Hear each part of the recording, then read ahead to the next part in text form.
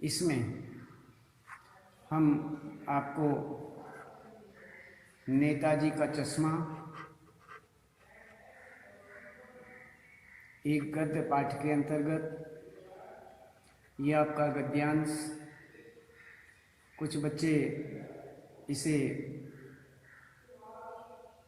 नहीं पढ़ पाए थे, वे भी ऑनलाइन के माध्यम से इसे अच्छी तरह से पढ़ेंगे, देखेंगे। तो इसमें हम आपको लेखक स्वयं प्रकाश जी के द्वारा जो नेताजी का चश्मा लिखा गया है, ये लेख आपके सामने आया है। इसके विषय में हम आगे सबसे पहले नेताजी का चश्मा के जो लेखक हैं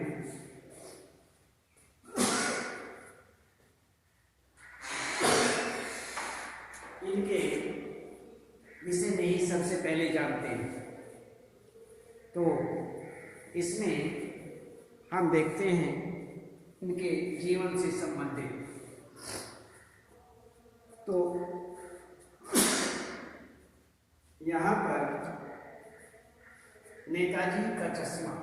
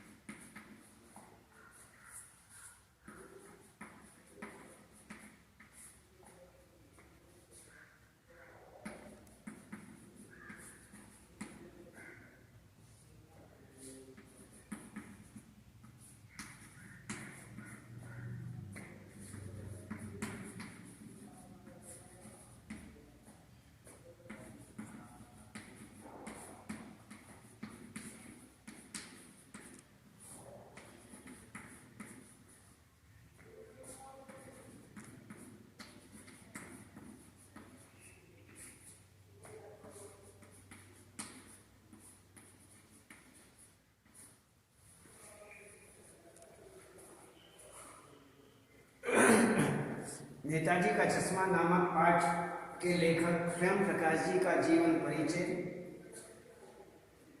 एवं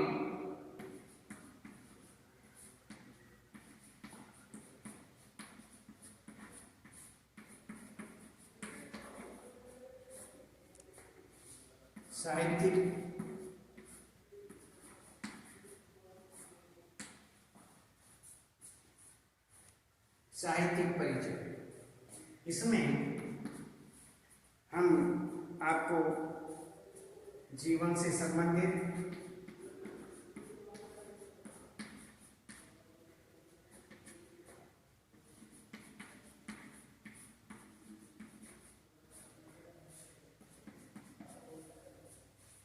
उसके बाद साहित्यिक विशेषताएं,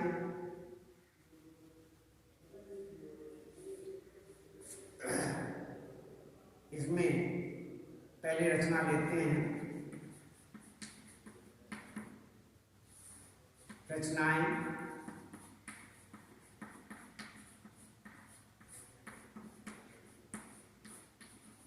साहित्यिक विशेषताएं,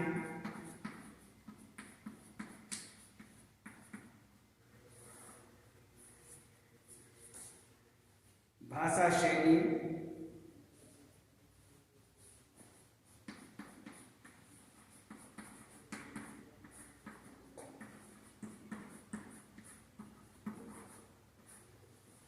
भाषा शैली। इसमें हम आपको सबसे पहले इस विषय में ही देखते हैं, उसके बाद हम एक सारांश के रूप में भी विचार करेंगे। पाठ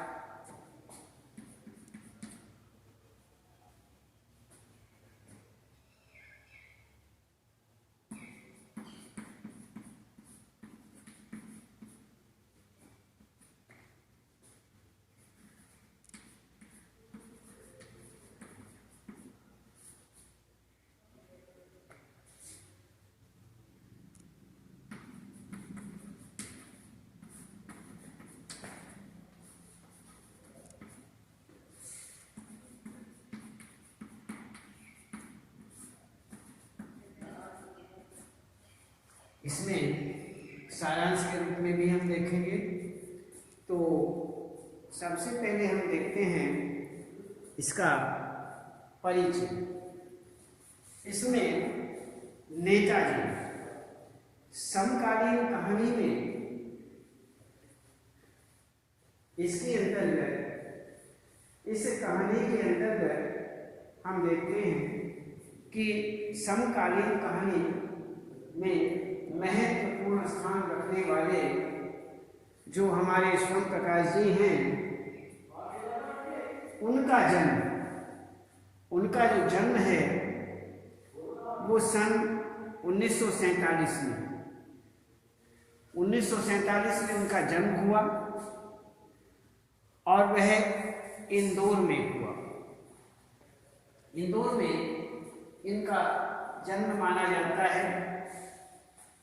इनका जन्म इंदौर में 1947 में, जो मध्य प्रदेश में पड़ता है, जो मध्य प्रदेश में है इंदौर। तो यहाँ पर उन्होंने मैकेनिकल इंजीनियरिंग की पढ़ाई की। उन्होंने मैकेनिकल इंजीनियरिंग की पढ़ाई की और एक औद्योगिक प्रतिष्ठान में नौकरी करने लगे। कहते हैं कि उन्होंने यहाँ पर मैकेनिकल इंजीनियरिंग की पढ़ाई करते हैं और पढ़ने के बाद वह एक वहाँ पर इसी ही प्रकार से औद्योगिक प्रतिष्ठान था, उसमें वह नौकरी करने लगते हैं। तो ये हुआ और अपने जीवन का बहुत बड़ा हिस्सा, अपने जीवन का एक बहुत बड़ा समय, अधिक समय जो था उन्होंने राजस्थान में ही बिताया। राजस्थान के अंतर्गत वे रहे। उन्होंने ज़्यादा समय जो अपना है वो वहीं पर बिताया और वे वर्तमान में स्वैच्छिक सेवा निवृत्ति लेकर के भोपाल में रह रहे हैं। उनकी चर्चा कुशल कथाकार के रूप में की जाती है। उनकी जो चर्चा है, उनके विषय में जो विचार किया जाता है वो एक कथाकार के रूप में किया जाता है। वे एक बहुत अच्छे कथाकार रहे। वे वसुधा नामक पत्रिका के संपादन कार्य में भी जुड़े हुए हैं।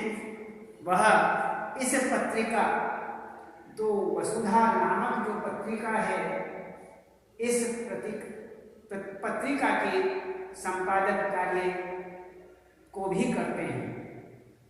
उनकी साहित्यिक सेवाओं के लिए उन्हें पहल सम्मान, वनमाली पुरस्कार, राजस्थान साहित्य अकादमी जैसे पुरस्कारों से भी सम्मानित किया जा चुका है। तो यहाँ पर ये इतने सारे सम्मान उनको प्राप्त हुए एक साहित्य के कारण ही। साहित्य में जो वो सेवा कर रहे हैं, उनके साहित्यिक सेवा के बाद हिंदी साहित्य की जो वे सेवा कर रहे हैं, इस सेवा के लिए उन्हें ये सारे के सारे पुरस्कार प्राप्त हुए। पहल सम्मान पुरस्कार, वनमाली पुरस्कार, राजस्थान साहित्य अकादमी जैसे पुरस्कारों से विशेष रूप से उन्हें सम्मानित किया जा चुका है। वो सम्मानित हो चुके हैं। तो इसी प्रकार से ऐसा बताया जाता है कि उनका जीवन जो है वो एक संक्षिप्त जीवन की तरह यहाँ पर इस प्रकार का है। तो अब हम थोड़ा उनके विषय में रचनाएं देखते हैं स्वयं प्रकाश ने कहानी, उपन्यास और निबंध विधाओं का, कहानी, उन्होंने कहानियां भी लिखी, उन्होंने उपन्यास लिखे, उन्होंने निबंध लिखे, कहानियां, उपन्यास, निबंध, उन्होंने सभी लेख लिखे, सभी विधाओं में लिखा। पर अपनी लेखनी उन्होंने इन सभी विधाओं में चलाई। उनकी कृतियां इस प्रकार से निम्नलिखित मानी जाती हैं, जैसे कहानी संग्रह या उपन्यास, कहानी संग्रह या उपन्यास, इसमें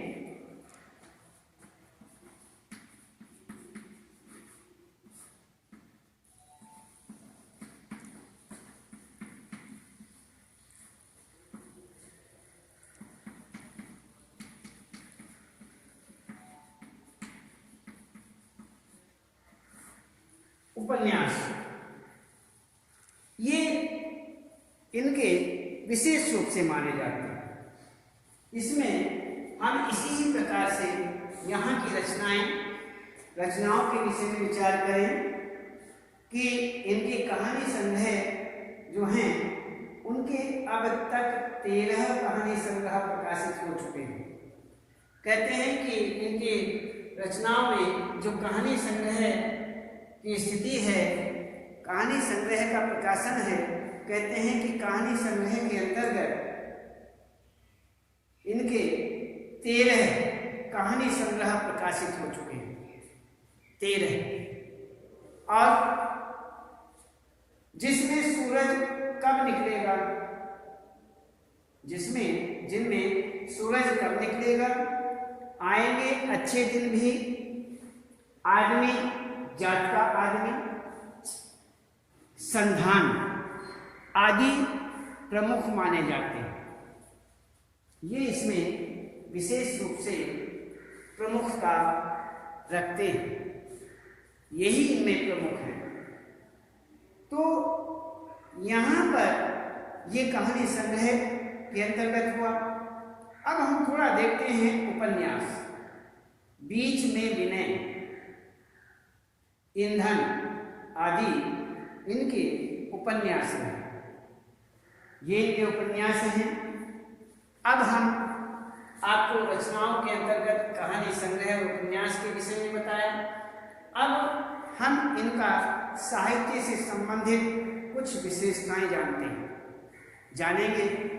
इसमें स्वयं प्रकाश जी जो हैं वो मध्यम वर्गीय जीवन के कुशल चितेरे हैं, बड़े ही प्रवीण हैं, कुशल हैं,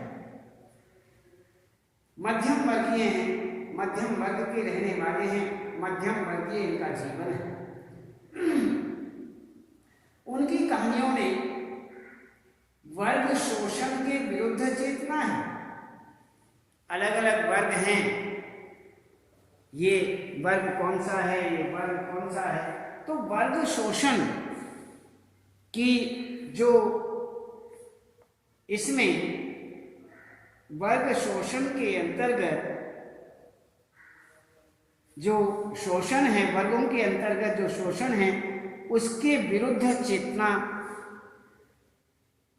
चेतना है उनके लेखन में।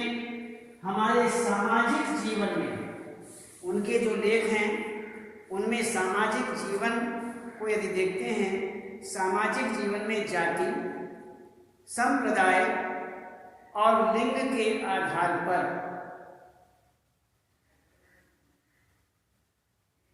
हो रहे भेदभाव के खिलाफ प्रतिकार का स्वर भी है।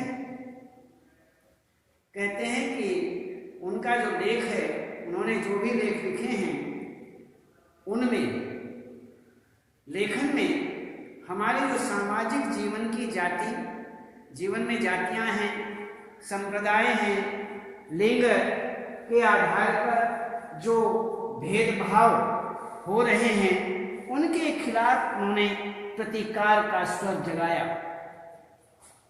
उसका उन्होंने विरोध किया कि भेदभाव नहीं होना चाहिए, लिंग के आधार पर भेदभाव नहीं होना चाहिए, संप्रदाय के खिलाफ भी उन्होंने स्वर उठाए, जातिवाद नहीं होना चाहिए, संप्रदायवाद नहीं होना चाहिए। तो इसी प्रकार से उन्होंने हर प्रकार से यहाँ पर आगे कदम बढ़ाया, स्वर उठाया। तो यहाँ स्वयं प्रकाश जी जो हैं हर प्रकार से इसके प्रतिकार में स्वर ऊंचा करते हैं। तो ये उनकी अन्य साहित्यिक विशेषताएं का रूप था। अब थोड़ा हम देखते हैं भाषा शैली के अंतर क्या स्थिति इनकी रहती है। उनकी भाषा आम बोलचाल की खड़ी बोली मानी जाती है, जिसमें तत्सम, तद्भाव, देशज शब्दों के साथ साथ आगत शब्दों का प्रयोग भी किया गया है। जैसे तत्सम के विषय में देखते हैं कि तत्सम इन्होंने अलग अलग शब्दों का प्रयोग किया। इसमें तत्सम के विषय में यदि हम देखें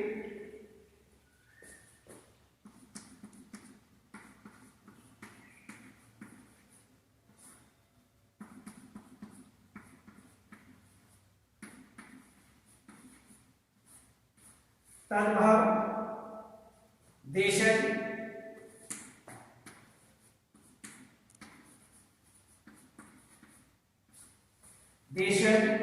तद्भव, आगत,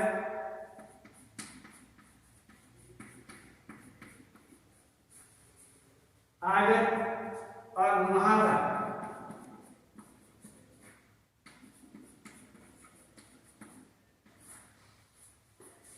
ये इन्होंने अपने भाषा शैली के अंतर्गत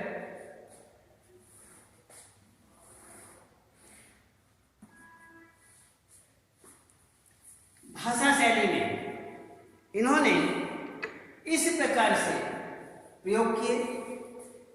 यहां पर इन्होंने देशज, तद्भाव, तत्सम, देशज शब्दों के साथ साथ में आगत शब्दों का प्रयोग भी इन्होंने किया, आगत शब्दों का भी प्रयोग किया। जैसे तत्सम, जैसे मूर्ति, देशभक्ति, विचित्र, लक्षित, संभवतः आदि। ये इस प्रकार से इन्होंने तत्सम शब्दों का प्रयोग किया। अन्य जैसे देशज, किधर गिरा, एक थोक, उधर, वहां ओहो आदि ऐसे देशज शब्दों का भी इन्होंने प्रयोग किया। आगे तद्भाव शब्द सात आगत शब्दों का भी इन्होंने प्रयोग किया है। जैसे idea, frame, real, captain, original, वाकई, चेंज, कसर, बोर्ड आदि ऐसी आगत शब्द जो हैं, जो इधर उधर से आए हैं, उनका भी इन्होंने अपने साहित्य में प्रयोग किया। अब इसी प्रकार आगे देखते हैं मुहावरे। मुहावरों का भी इन्होंने प्रयोग किया। जैसे आंखें भर आना, होम कर देना आदि आदि। तो उनकी शैली रोचक, किस्सागोई तथा व्यंग प्रधान मानी जाती है। उन्होंने इसी प्रकार से अपनी भाषा को विशेष रूप से यहाँ पर इन सभी शब्दों का प्रयोग करके, इन तत्सम तद्भव देशज शब्दों के साथ साथ में आगत शब्दों का प्रयोग कर इन्होंने भाषा को अपनी आकर्षित बनाया, और जिससे उनके भाषा लय के प्रति सभी का पूर्ण रूप से आकर्षण पैदा हो, पाठकों का आकर्षण पैदा हो। तो इसी प्रकार से उन्होंने अपने लेख लिखे। तो यहाँ ये आपको हमने इनके नेताजी का चश्मा नामक पाठ के जो लेखक स्वयं प्रकाश जी हैं, इनके जीवन का परिचय, आपको जीवन परिचय और साहित्यिक परिचय के अंतर्गत आपको हमने बताया जीवन परिचय, रचनाएं, साहित्यिक विशेषताएं, रचनाओं के अंतर्गत कहानी संग्रह उपन्यास आदि, और अन्य साहित्यिक विशेषताएं और भाषा शैली में इनके द्वारा कौन कौन से शब्दों का प्रयोग, तत्सम तद्भव देशज आदर वहां आदि का इन्होंने विशेष रूप से प्रयोग किया। ये हुआ इनका संक्षिप्त परिचय। तो ये इनका स्वयं प्रकाश जी का इनका संक्षिप्त परिचय के अंतर्गत आपको हमने बताया। तो यहाँ पर अब इसमें केवल मात्र अब आपको ये बताना चाहते हैं कि जो स्वयं प्रकाश जी हैं वो नेताजी का चश्मा नामक जो ये लेख है, ये जो निबंध है, इसमें क्या बताना चाहते हैं। उन्होंने मूल बात किस प्रकार से बखान की है, किस प्रकार से लिखी। तो नेताजी का चश्मा नामक प्रस्तुत पाठ जो है वो देशभक्ति से संबंधित है। देशभक्ति, इसमें देशभक्ति की भावना से भरपूर एक भावपूर्ण कहानी है। देशभक्ति की है, देशभक्ति से परिपूर्ण है, भरपूर है, और देशभक्ति की भावना से पूर्ण, और उसमें एक भावपूर्ण कहानी, उसमें भाव दिया गया है, भाव की प्रधानता दी गई है। और इसीलिए यहाँ पर बताते हैं कि ये जो नेताजी का चश्मा नामक प्रस्तुत पाठ है, यह देशभक्ति की भावना से परिपूर्ण है और एक भावपूर्ण कहानी है। इसमें भाव दिया है, देशभक्ति का भाव प्रधान है, जिसमें देश के नागरिकों को विकास के कार्य करने, इसमें जो देश के नागरिक हैं उन्हें विकास के जो कार्य हैं उन्हें करने तथा देशभक्ति एवं देश प्रेम की भावना मजबूत करने, प्रगाढ़ करने की प्रेरणा दी गई है। कि इसमें क्या करना चाहिए कि जो हमारे देश के नागरिक हैं, जो काम नहीं करना चाहते हैं, उन्हें नसीहत दी गई है। नागरिकों को विकास के कार्य करने के लिए प्रेरित किया गया है। देशभक्ति एवं देश प्रेम की भावना प्रगाढ़ करने की भी इसके अंतर्गत प्रेरणा दी गई है। तो इसमें यह विशेषता है। आगे कहते हैं कि कहानी में कैप्टन चश्मे वाले के माध्यम से, कैप्टन जो चश्मे वाला है